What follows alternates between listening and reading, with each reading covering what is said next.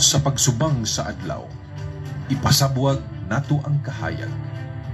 Kahayag nga gikan sa pulong sa Dios, nga nagdala sa gugma, paglaom ug serbisyo alang sa katawhan. Gugma sa Dios, gugma sa isig katao, gugma sa nasod. Kay ang sinugdanan sa tinuod nga kausaban mao ang pagpili nga maglakaw sa kahayag. Ug tungod niya na, nataw kining maong tulumanon, kini ang Lamdag sa Buntag.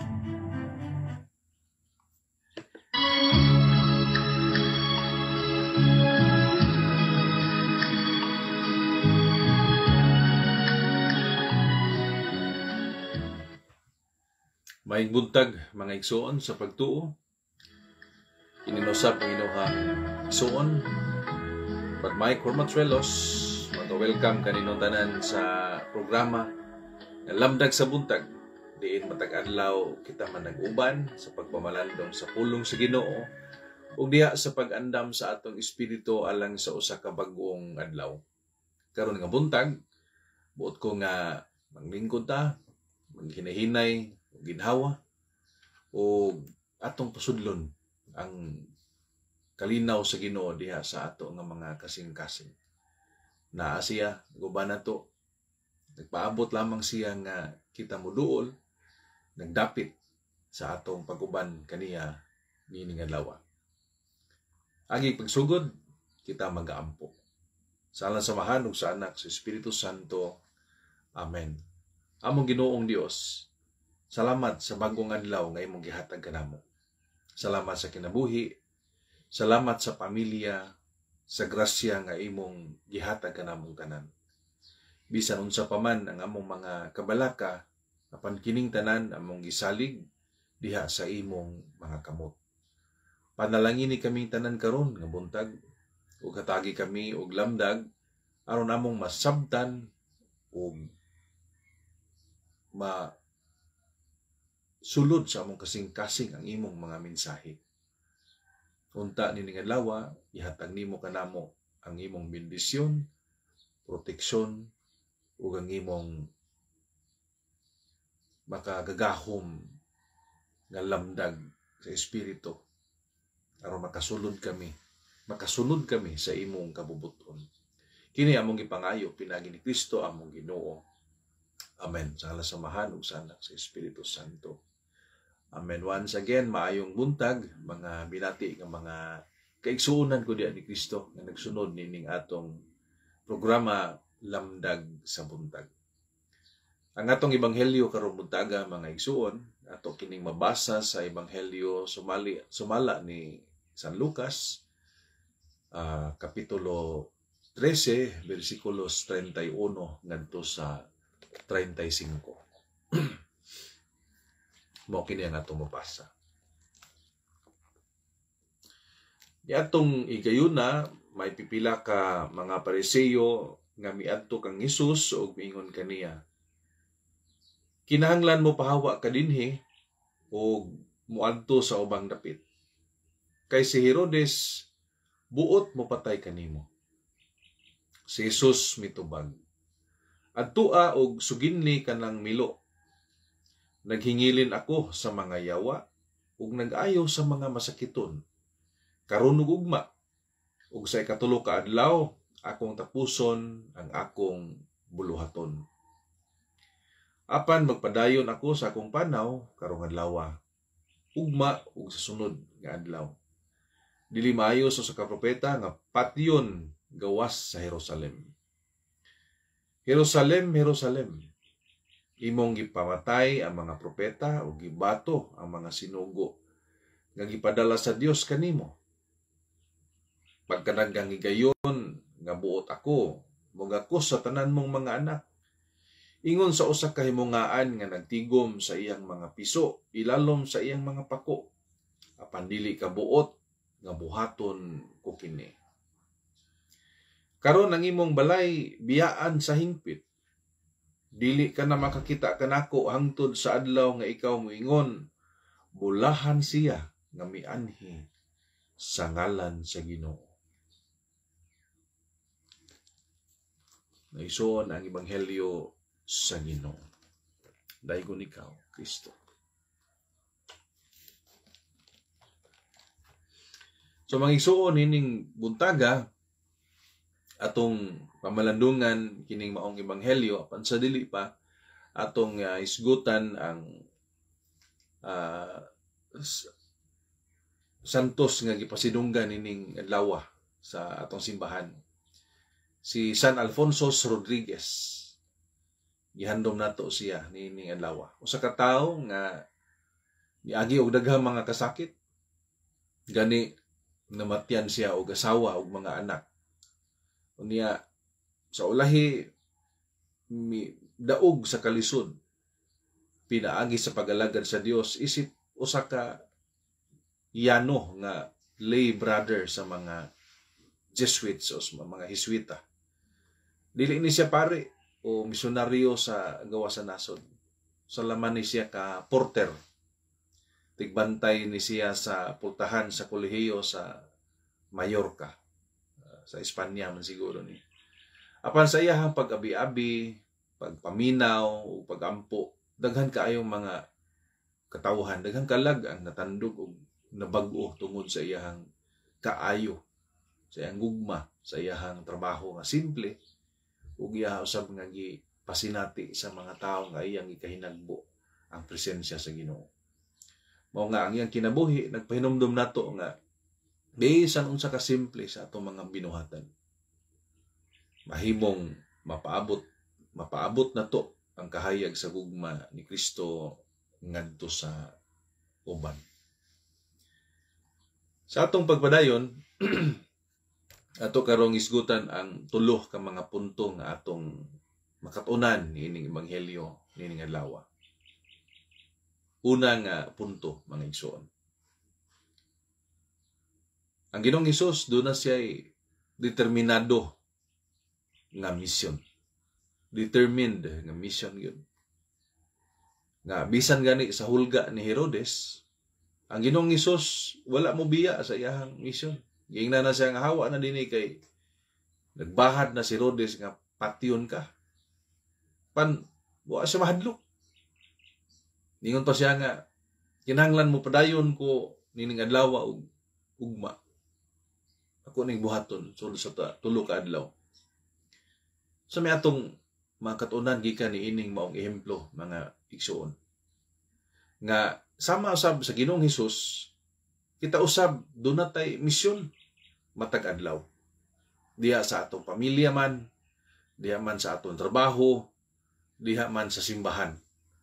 Ug unsa man ang misyon nga gisangon sa Ginoo nato nining adlaw, di ta angay mahadlok sa bisan unsang mga pagsulay. Ang importante mao nga mopadayon ta sa atong misyon sa pagsunod sa Ginoo diha mismo sa dalan nga iyang gilatin. Bisan og lisod magpadayon dili mahadlok kay nag-uban nato ang Ginoo nining adlaw. Dili gyud niya pasagdan ug kanunay siya magagiya kanato sa atong mga buhaton. Ang importante lang kamauta nga mosangpit ug mosalig nga kita di taniya pasagdan.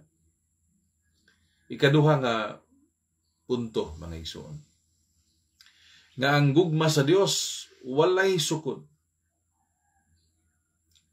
Sa dihang ang Ginoong Hesus nanangpit sa Jerusalem. Mingon siya nga, Jerusalem, Jerusalem. Niya kining Jerusalem grabe ka masuk-anon ngadto sa Ginoo ni nga lugar. Gimahal pag-ayo pero grabe kaayo nakapanamas-tamas sa Ginoo. Ngano man? Mabasa na to nga ningon ang Ginoo, imong gipamatay ang mga propeta ug gibato ang mga sinugo nga gipadala sa Dios kanimo. Pagkadaggang higayon nga buot ako mugako sa tanan mong mga anak. Ingon sa usa ka himungaan nga nagtigom sa iyang mga piso ilalom sa iyang mga pako. Apan dili kabuot nga buhaton ko kini. Ang iyang gihigugma nga katawhan maora usab ang nagbuot nga magpahilayo kaniya. Apan bisan pa niini mga igsuon ang gugma sa Ginoo nagpadayon, wala mo hunong, bisan pa yun sa siya pagpanamastama sa maong katawan, padayon siyang nahigugma. Sa atong kinabuhi nga na biyapon, bisag kapilat na makalimot sa Ginoo, andam siya nga tabunan tas iyahang mga pako. Sa panahon nga puno tas kahadlok, kakapoy, ato lang gyud siyang tugutan nga siya motabon kanato ug kitang tanan makapahulay sa iyahang gugma. Gusto tang tigumon sa Ginoo. Unta dili ta magmakuli nga magtigom ilalom sa iyahang mga pako aron masinati nato ang iyahang gugma nga walay sukod. Kay wa man pud say mahimo kun di ta mutugot. Kung magmagahi ta sa atong kasing-kasing ug dili ta modawat sa gugma sa Dios, dili pod makapamugos ang Ginoo kung kita mismo dili mo pailawom sa iyahang paghigugma.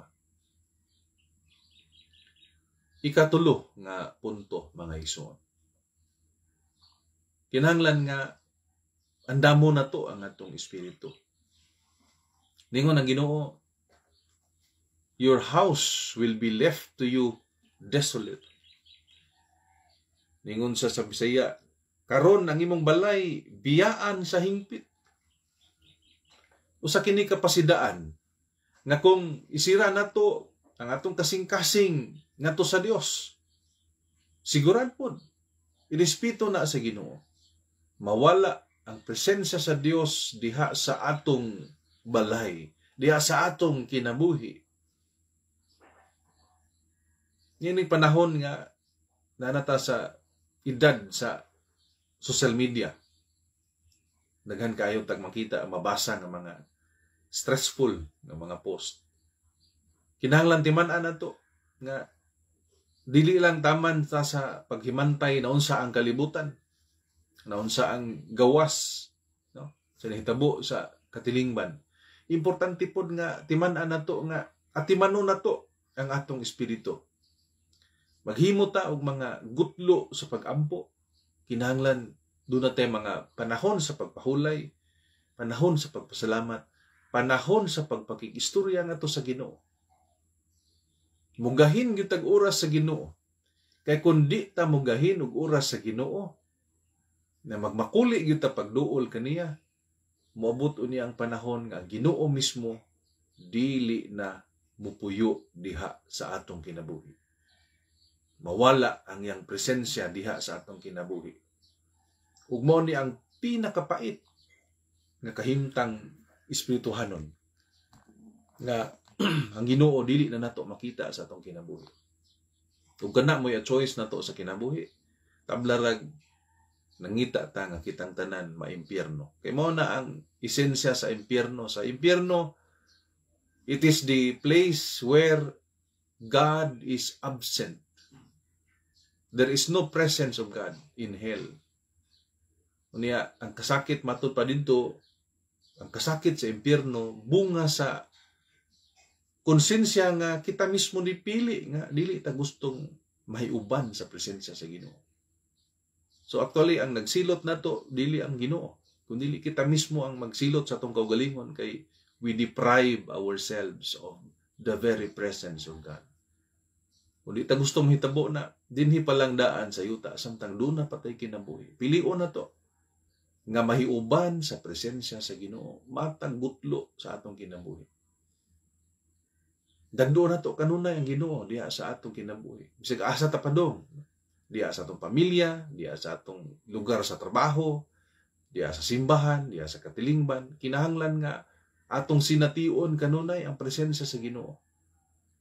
Kay kung naa kanunay ang Ginoo diha sa atong kinabuhi, sigurado mga igsoon, bisan pag naapatas kalibutan, ato nang nasugdan og tagamtam ang langit nun naging harian.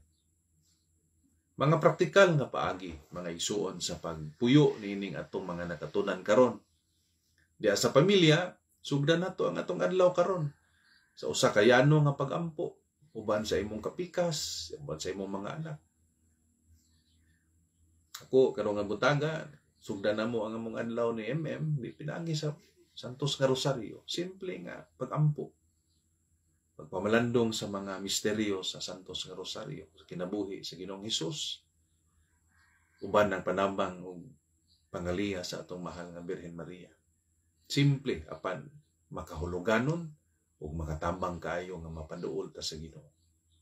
Diha sa lugar sa trabaho mga igsoon, bisan og bisita, kinahanglan kamautang mohunong makadiyot. Niya makigsulti sa Ginoo diha sulod sa atong kasing-kasing. Minsan mo yunan ta, mubo lang kay menta nga Lord, ubani ko karon sa akong trabaho. Ayaw ko pasagdi karon sa akong trabaho, Ginoo. Giyahi ko sa tanan akong pagabuhaton dinhi sa akong trabaho. Simple nga mga pulong apan dako kayo kahimuan sa atong kinabuhi. Diha sa atong komunidad, kung adunay tawo nga nanginahanglan sa atong pagdasig, kinahanglan nga hatagan nato siya og mga makapadasig nga mga mensahe, mga lihok sa gugma, mga pulong nga makapaligwan. Simple apan nagpadayag kini nga Ginoo puno sa iyang gugma buhi sa atong kasing-kasing ug andam natong ipaambit ngadto sa atong isigatawo. Diha sa atong kaugalingon mismo, mangigsuon. Kinahanglan natay panahon nga mopahuway ta sa paggamit sa atong mga gadgets, sa pagtan-aw atong mga laptops, TV, ug uban pa natong mga gipangkuri-kuri. Ngano man, aron doon natay quiet time for prayer. Kaya kung busy ta kanunay sa atong mga gadgets o guban pa, or bisan sa atong mga trabaho, di kita makagahin og oras ngadto sa Ginoo. Nga walay oras ang atong espiritu o kalag nga maka-istorya sa Ginoo. Mo nang importante nga naadyoy panahon atong igahin, bahalag 5 ngadto 10 minutos baka sa matag adlaw. Nga wa tay buhaton lain, gawas nga maghilom, makig-istorya sa Ginoo, magampo, magpaduol ngadto sa Ginoo ug maminaw sab unsa may gusto sa Dios nga iyang ipabuhat kanato niining adlaw. Ang atong panawagan niining adlaw mao nga unta atong ablihan ang atong mga kasing-kasing. Kung adunay mga tao nga gusto moduol, kaya kinahanglan sa atong pagpamati, ato silang pamation. Kung naay mga tao nga nasayop batok nato, ato silang pasayloan. Kung kita mismo ang nanginahanglan sa Ginoo, ato siyang tugutan nga mosulod sa ato nga kasing-kasing. Kaduha, niining adlaw, padayon ta sa atong misyon sa paglakaw diha sa dalan sa pagtuo, mga igsoon. Bisan og lisod, bisan og kapoy, unta dili ta mohunong sa pagpanaw, paduol ngadto sa gingharian sa Dios. Ngano? Kay kita pasaligon nga ang Ginoo tinuod gayud nga nag-uban kanato hangtod ngadto sa pultahan sa langit diin kita makasulod aron didto atong matagamtam ang kalampusan sa atong mga paningkamot ug atong madawat ang kaluwasan. Niining adlaw angay ta mamalandong sa unsa man nga paagi nato maipakita niining adlaw nga abli ang atong mga kasing-kasing sa Ginoo ug sa uban. Doon na ba'y mga luna sa atong kasing-kasing nga hangtod karon sirado gihapon. Nga hangtod karon wala gihapon nato pasudli sa Ginoo. Unsa may nagbabag kanato mga igsoon aron totally atong pasudlon ng Ginoo sa atong kinabuhi.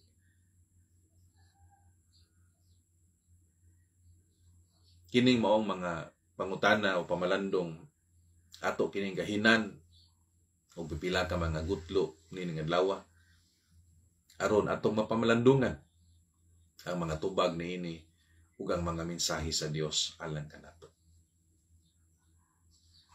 Atong tapuson kining atong pamalandong niining adlaw sa usa ka pag-ampo. Sa ngalan sa Amahan ug sa Anak ug sa Espiritu Santo. Amen. Salamat Ginoo sa imong mga pulong nga naghatag og lamdag kanamo niining buntaga. Salamat sa imong gugma nga nagtabon kanamo sama sa inahan nga nagatabon sa iyang mga piso.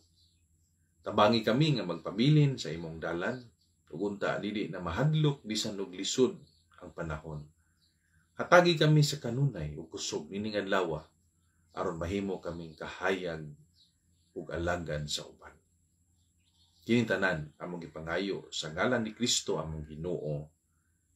Amen. Sa ngalan sa Amahan ug sa Anak sa Espiritu Santo. Amen. Mangigsuon sa di pa ko mo namilit ako sang i-greet ang atong mga naglantaw nining adlaw. Shout out ni Ma'am Annalyn Autentico o sa imong pamilya, Ma'am Ann. Salamat kayo sa imong paglantaw nining adlaw.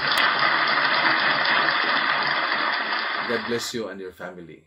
Ni Sir Nisitas Fudolin, good morning Sir Nice. Kumusta? God bless you and your family. Salamat sa pagtanaw, salamat sa paghabilin o comment, no? Ningon si Sir Nice. Padayon Sir Mike kay nindot ning maong programa. Salamat pod kaayo sa imuhang pagdasig Sir Nice Fudolin. God bless you and your family. Ako sa digrit ang akong kapikas sa kinabuhi si MM Marivic Macua Hormatrelos sa iyang makununayon nga pagsuporta nining akong ministry nga pagpangalagad sa Ginoo pinaagi sa pagsangyaw.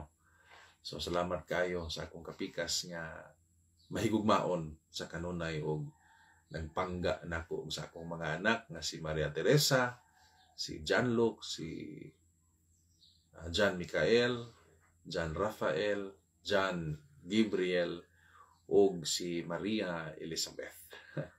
Salamat. Unya akong i-greet ang akong mga igsuon nga sila si Farah na diha sa lungsod sa Daguhoy, kauban sa akong mama Delfa, pinangga na akong inahan. Unya akong i-greet pod si Janet, ako manghod, lain makmanghod, ug si Eric nga nakaron sa Virginia sa Fairfax sa USA. God bless you both. Amping mo kanunay. O sa ako manghod nga si Charlotte, mga maupay pag-abot dito sa New Zealand. Amping kanunay di halong. God bless you. Regards ko ni Dave. Sa akong pinangga pod nga mother-in-law ni Mama Feli Macua diri sa Binonido. Maing buntag Mama Feli, kauban sa ako mga brother o sisters-in-law nga si Manoy Floro, Manoy Jovi at Nika, o kanila ni Emily, Ayan o ni Rebecca nga nasa Europe. Maing buntag kaninong tanan. Special na akong i-greet ang akong mga star senders nga kanunay nagsuporta nako. Kanila ni Ma'am Rinelda Baluca. God bless you, ma'am.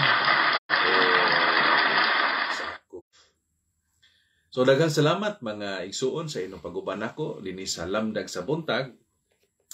Hinaot unta nga ang inyong adlaw mapuno sa gugma o paglaom, uban ng kalinaw. Ayaw kalimti bisan unsa pa man ang atong giatubang karon, ang Ginoo nag-uban kanato nining adlaw. Makita-kita ta ugma sa lain na pod nga edisyon sa Lamdag sa Buntag. Mayong adlaw ug ang panalangin sa Dios magauban kaninyo sa kanunay. Salamat.